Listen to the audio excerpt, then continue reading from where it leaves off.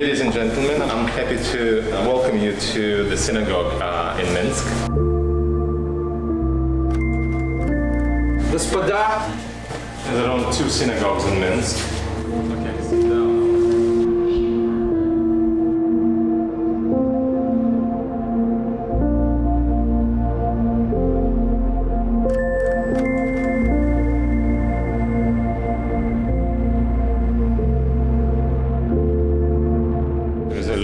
Month in the Jewish calendar, and that's where I open the books of life and books of the death, and then where we conclude our year. It's a tradition where, for not to forget where we are, we blow the shofar every day.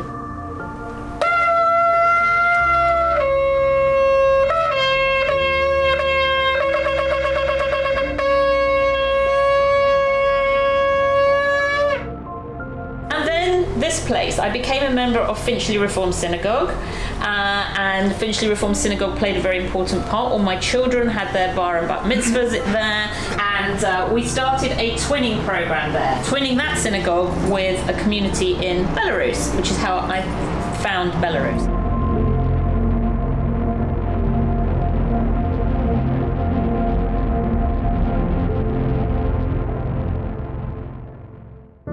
Мы с вами находимся на улице Покровская. We are in the Pokrovskaya Street. We're near the house of Mark Chagall, where he lived.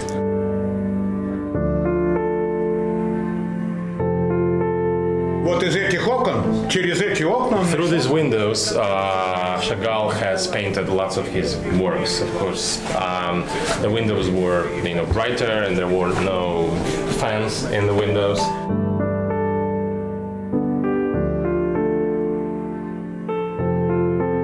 He tried to play the violin, he tried to become a musician, he tried to become a cantor at the synagogue. Nothing was working out. And Chagall, as you know, had a very good imagination, but he was a very specific artist. If there were 3 windows in a house, he would draw 3 windows. It's one of his first works that became a symbol of the century is the Belarus.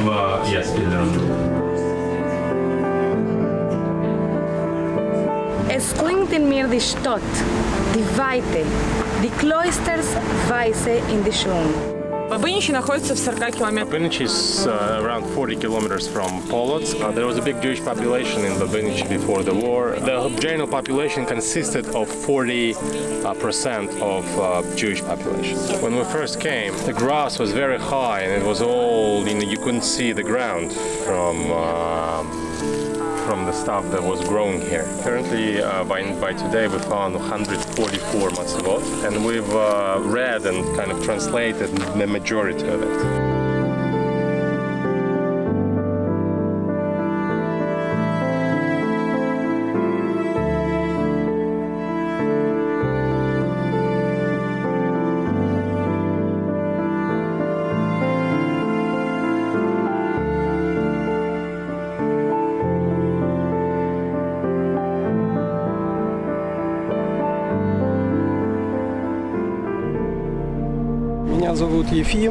Let me first introduce myself. My name is Yefim, and I will introduce you to Brest.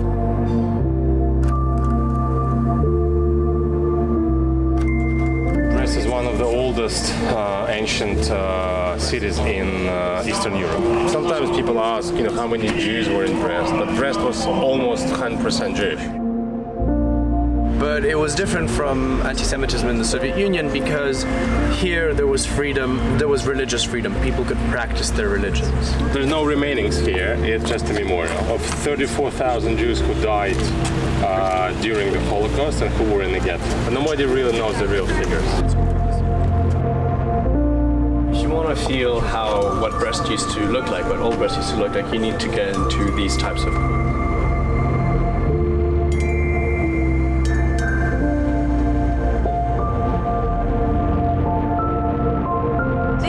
You have cement, gips and cal, papier. What did we say? Farbe is color. Far, yes. Papier, tovel. Tovel is board. Yeah.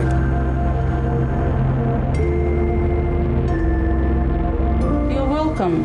Come and we shall celebrate together if you stay here in Belarus in Sluts. So anyway, every time you are welcome.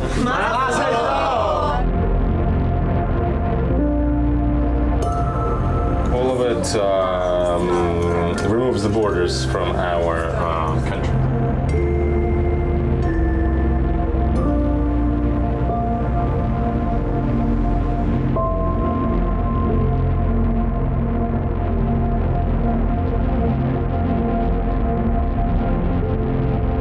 Basically, the stones you're seeing here were collected all around Slutsk area, in different places of Slutsk, at the construction site, at the river, in the forest. This is the headstones from a former Jewish cemetery. They were collected 40 years ago with the support of the Together Plan and one donor whose sort of ancestors and roots were from Slutsk. And when we collected it, we were struggling where to put the stones, because we wanted to read them, we wanted to keep them until the so-called lapidarium and the monument would be built at some site in Slutsk. And we got Ivan, who is a great man, a volunteer, who has this facility, and he agreed to help us, not just to store the stones, but he helped us with the machines to collect the stones.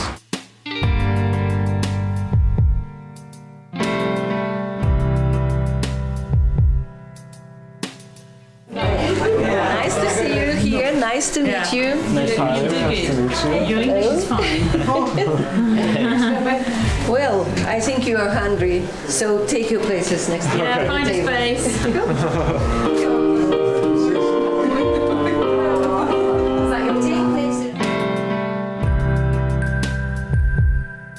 In Polotsk, we think that we have to know and remember exactly what happened. And apart from that, we also visit memory spaces or memorials. So, for example, in Polotsk, there's a place called Uroczyski Biski. We love to do feasts, but the parties and feasts are not for us, but for the elder people, for the younger people. For the elder people, so that they can enjoy something that they haven't enjoyed in a long time, and the young people, so that they know that they learn about.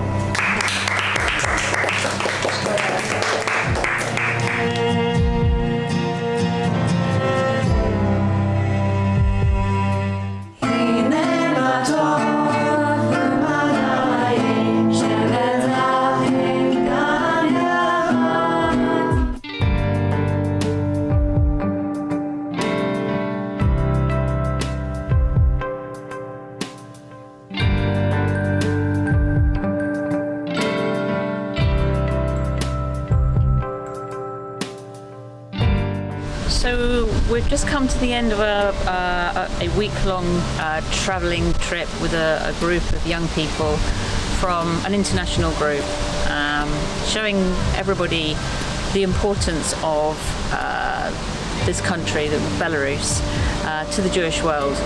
As the Together Plan, we're trying to develop now a new project to talk about history, heritage and identity, the Pale of Settlement and the importance of Jewish Belarus on the world map.